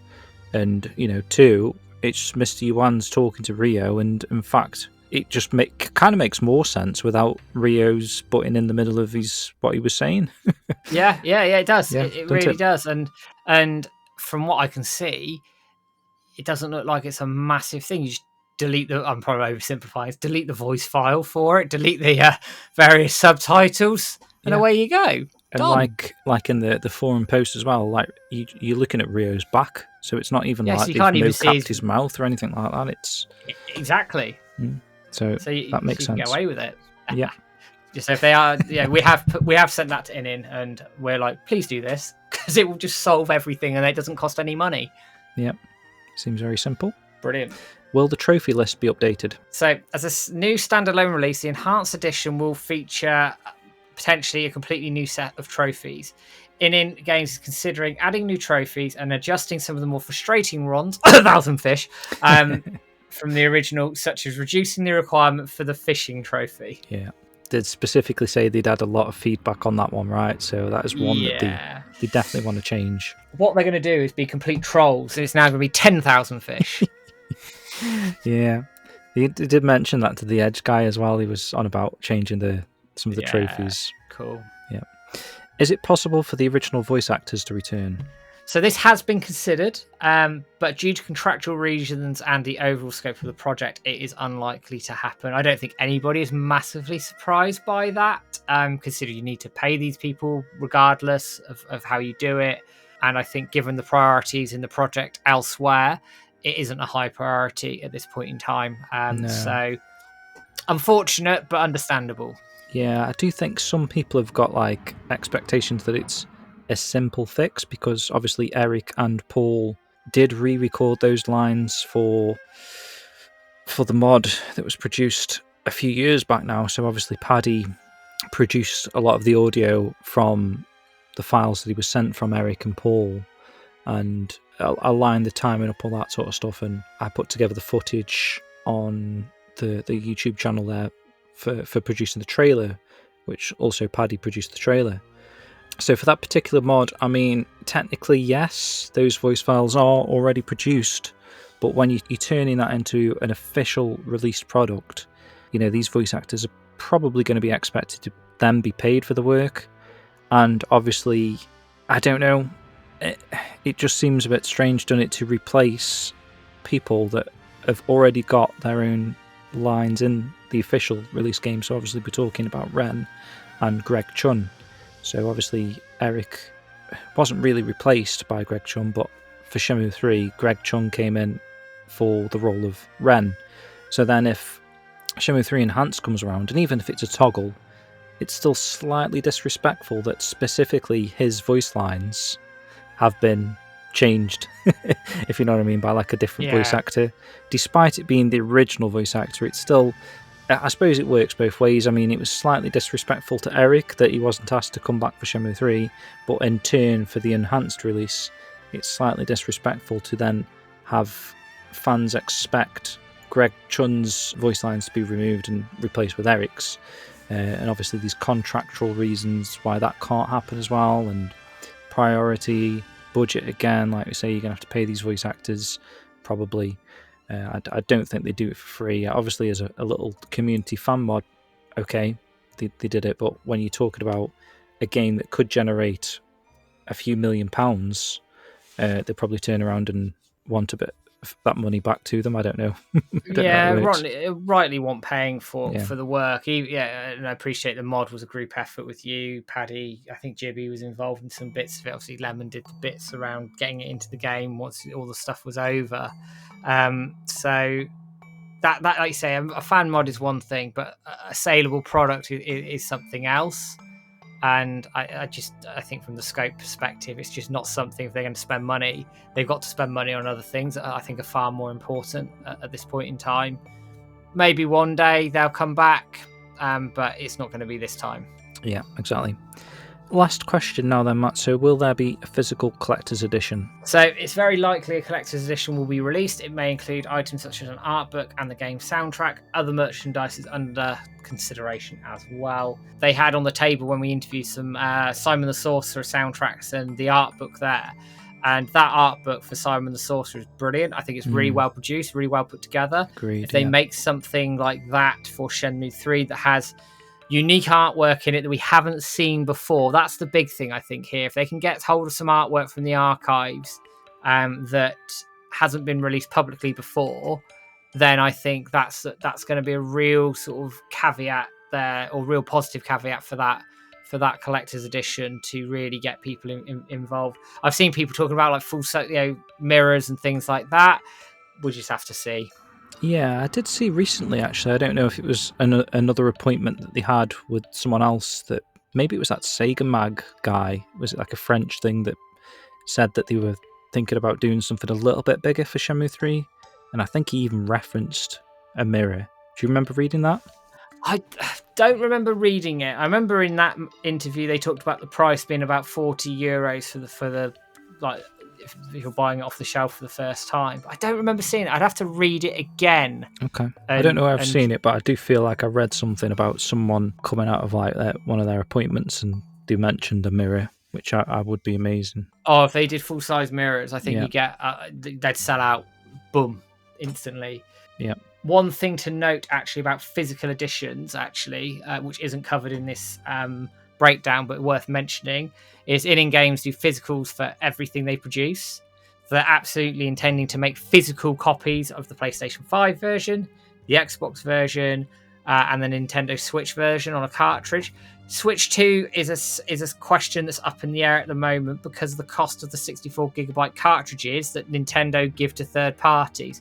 I don't know how much they are per cartridge. I've seen on the internet $15 per cartridge, but somebody said it's higher than that. I think John Lineman said it's potentially higher than that per cartridge to produce them, which is a pain. So you've already got that issue before you then put it to retail, and you can see how it doesn't make commercial sense for them to do it. And they've got this other issue on Switch 2, these game keycard things, which ININ are very well aware of the publicity around that. Nintendo have put surveys out around it as well to ask their community, their market, what they think about these game keycards, and should games be on cartridges? The answer is yes, absolutely. And there should be smaller capacity cartridges available on Switch 2, like there is for the original Switch. So to offer reassurance, ININ are aware of all of that, and obviously they've got to balance it up. But you're definitely, from what we can tell, be very surprised we didn't get a PlayStation 5, an Xbox physical, and a Switch physical. Yeah, agreed. And he did actually say, like, being the type of company they are, it's always their intention to put everything on a Switch cartridge or a disc. So it's not just going to be a game key card. I wouldn't have assumed if they did do a Switch 2, I think they probably would go all out and make sure that we got a physical, all the game data on there. Obviously, he was on about seeing how much they could sort of compress it all to fit onto these platforms. So obviously, you say a 64GB card or whatever. Obviously, that would then require massive. Yeah, they'd be required to get the game within those confines. 64GB, you're gonna have plenty of room to spare on there. I mean, the PlayStation and Xbox discs, which I believe are both Blu-ray, definitely place. I'm sure Xboxes as well, but I could be completely misremembering that. You're gonna have plenty of room on those discs, and that's not a problem. But the Blu-ray discs are cheap to produce. They're not cost prohibitive to produce.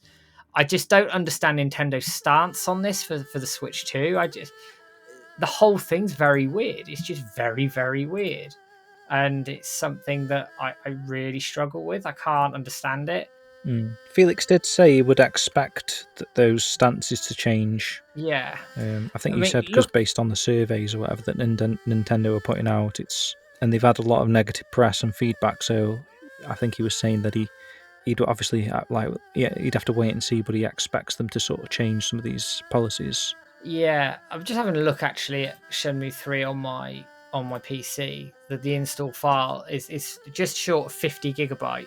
Okay, but everything's so it would obviously fit on the game cards. Oh yeah, but I suspect if they can compress and get, like you say, get things down, they might be able to get it on a smaller capacity card somewhere. Because when you download it off of Steam, you don't download 50GB. It's like 25 or something, and then then obviously installs it. And was it Felix or Heiko that was on about how some files in Shenmue 3 are like uncompressed massive? I think Felix was talking about that now without going into too much detail around it, so we might get in trouble, I don't know. Yeah. But there's some files in that game that are huge that actually can be compressed, and you don't need them to be that big, and they can be compressed down. You wouldn't actually lose any of the visual fidelity there.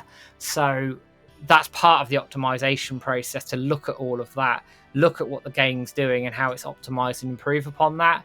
Because at the end of the day, if you can optimize it for Switch and get it to run well on there, big ass, don't get me wrong, then on any other platform, it should be, I say a breeze is probably the wrong word, but they should be able to get it running at a solid 60 FPS with at least 1440p on PlayStation 5 and Xbox console and on PC. And there's a recent fan mod out there about improving some of the graphics on Shenmue 3 using the Unreal stuff, etc. Again, with something we've sent on. We'll link that below actually, because that looks really cool. Stunning, absolutely stunning. It's somebody on Reddit who put it together.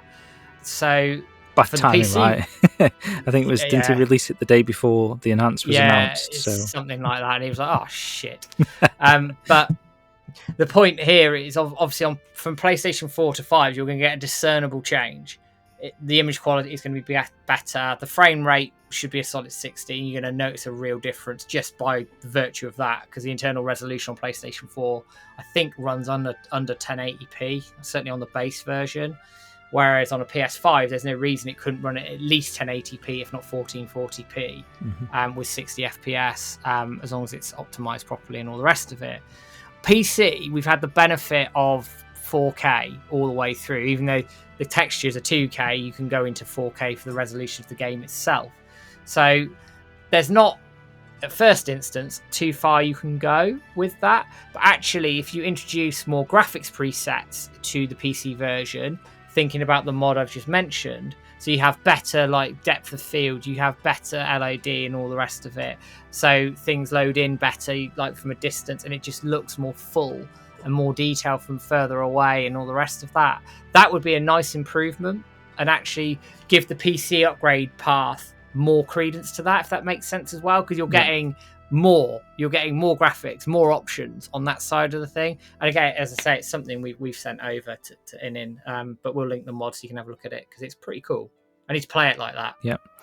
And Matt, just finally, because we did ask an additional question, obviously that was cut off during the technical issues. I did ask a question about music changes, right? So obviously there was the credits music that I specifically mentioned to Felix. Do you recall what he said was the answer? I mean, they were considering all sorts of changes with the music, weren't they? But it wasn't really... I didn't get the impression it was very high on the priority list, put it that way. I think he did say maybe he'd add it to the list, but it's something they haven't specifically looked into currently. But I said if you could just change the credits music, because it's like the same piece of music for 10 minutes and it's not the most epic piece compared to the previous installments. So like the end of Shenmue 1, end of Shenmue 2, you feel like really reinvigorated and fulfilled hearing this epic music, the Shenmue theme and whatnot. And then Shenmue 3, you just complete the game and it's plum season. It's not not the best. So hopefully they consider that. That's my change. If that happens, that was something like I specifically requested. But overall, Matt, you pleased with everything that they've got planned here? Obviously, going off the press release and then the additional questions and answers. I'm more than happy with what ININ are intending to do. As I said earlier, I think there's an element of them wanting to do more and potentially might be able to do more. But the changes they've already announced, I think, are ones that the community has been desperate for and wanting for quite a long time, especially on console, where you don't have the modding options, of course. So I think it's a good move, and it's one of those that shouldn't have a massive cost implication for the project itself, but one that I think will improve the overall experience of that game no end. You can't improve the story without substantial changes. You can't improve the combat without substantial changes. Given what they've got within the scope of the project, they are doing the best they can with what they've got. So I'm very happy with that overall. I just want to see how it shapes up and hopefully see like a proper running build and trailer of it, which would be the next step, I guess. But they need to get all that together and ready and make sure it's right, don't they, before we go down that road. Yeah, agreed. I'm looking forward to that when that day comes, but no rush. Let's just let things cook a little bit this time. Let's make sure we get the best looking that it can be for those first impressions. As soon as we see a trailer and it drops and, everyone's jaws are to the floor, gobsmacked at how amazing it looks potentially. I don't know. That's the hope anyway, that this can be a real success, and so far so good in my opinion. And so I guess that's it then, Matt. So we've come to the conclusion here. Gamescom for another year. I definitely would try and go again to Gamescom because it was such a great experience. Brilliant. Even if there's no Shenmue, it's just a great place to meet up in it and socialise with people. And I mean, bloody hell, we kind of left before the crazy days, right? Your Thursday, Friday, Saturday. I don't know how people. They're insane. Like I was seeing reports from Flagship that he was in a queue for like 3 or 4 hours or whatever just to queue up for like Resident Evil 9 or something. I don't know how people do that, and especially when there's so much to see and do and play, just sort of having your day resigned to 2 games at most, probably. Yeah. Just doesn't seem like a lot of fun. It's kind of like a real bad day at Alton Towers. But that Tuesday, that Wednesday, that they were absolutely epic. They was like, I'd love to do that again. So, anyone's going next year, might see you there. Yeah, absolutely. And I'm more than happy to go back, make it 3 years in a row. That's the intention. I need to get permission from the wife first, but we'll see. Hopefully, fingers crossed, mate. Right, so let's wrap up the show there, Matt. We're going to play a piece of music to end the show with, but obviously you've got your usual outro spiel to give us. So I'm going to make a little point here in saying this as well. Pre-release up to the enhanced edition, make sure that when we get things like wishlisting on Steam and all the other platforms, that we're out there wishlisting and pushing that game as much as possible. I have done a video covering all of that and what the community needs to be doing in the run-up to the Shenmue 3 Enhanced Edition release, and more besides that as well. That is a good one, actually. I didn't realise those statistics made as big of a difference as they do. So if that's the first time you're hearing this, guys, go check out Matt's video on that, because we had some amazing intel from Splash Breeze and some great things that we can be doing moving forward with this release to make it the best we can. You know, we've got time behind us for this one. We can plan ahead, can organise a little bit more potentially than we did do for the actual Shenmue 3 release. It was sort of delayed and up in the air and delayed again, and you know, this time hopefully we can plan a good sort of initiative to just make this the most successful product that we can as a community. Yeah. And as I said, I'm going to say it again for everybody here, this is a massive, massive opportunity, and it might be the last opportunity that we get. So I'm urging everybody in this Shenmue community, whether you like 3 or not originally, whether you've come in new, whether you're an old fan, wherever you've come from, back this release. Get onto this release as much as you can and make this and help make this a success, because if we do, we have every chance of a 4. If we don't, it's a long road. But leaving that there on that interesting note, where can you find Shenmue Dojo? Well, Shenmue Dojo is absolutely everywhere. So you can find us on shenmuedojo.com is our main website for news articles and more. shenmuedojo.com/forums for long form discussion over on our traditional forums that have been running for nearly 25 years now, which is insane in itself. Started to pick up again recently as well, right? It has with the news. It always does on the forums. The news and the Discord picked up as well, but I'll come on to the Discord shortly. So if you want to find us over on social media, over on X is Shenmue_Dojo, Instagram's Shenmue_Dojo, Facebook, Shenmue Dojo, YouTube is Shenmue Dojo VOD. If you want to find us on Blue Sky, it's ShenmueDojo.com. Twitch, ShenmueDojo.tv. If you want to find us on Threads, we're on Shenmue Dojo on there as well. TikTok, Shenmue Dojo as well. You can pretty much gather by the rest of it right now where you can find us. We also have a very active Discord server running. Link is in the YouTube description and all our social media platforms as well. And if you want to be a member of the channel on YouTube, for £2 a month, you get all the videos outside the podcast ahead of time. So that's the Saturday videos, any sort of other videos that we are going to release outside of things that obviously have to be put back for very important reasons. You'll get all of those ahead of time. With any of the money, what happens to it? It goes to the site running costs that James and I incur. That's for our server costs. That's for the hosting. That's also for the competitions that we put together as well. It all goes towards keeping ShenmueDojo.com and the dojo and everything about it running as smoothly as possible. Yeah, and we're massively in the red at the moment. But Yeah, that's another story for another day. Well, at least the tax man can't come after us. But we do appreciate all of your support. It's much more manageable with all your guys' support, so Absolutely. Much appreciated. Right, so that's it for another show. We'll be back again soon with a couple more episodes towards the tail end of the year to sort of wrap up this season. We're already coming up to September now, Matt, which is insane. Mad, so isn't it? Mad. yeah, definitely expect a few more before the end of the year. And like I say, we'd probably end up doing some sort of a show discussing the 100 episodes that this is sort of celebrating. This is the 100th episode. So thank you for joining us.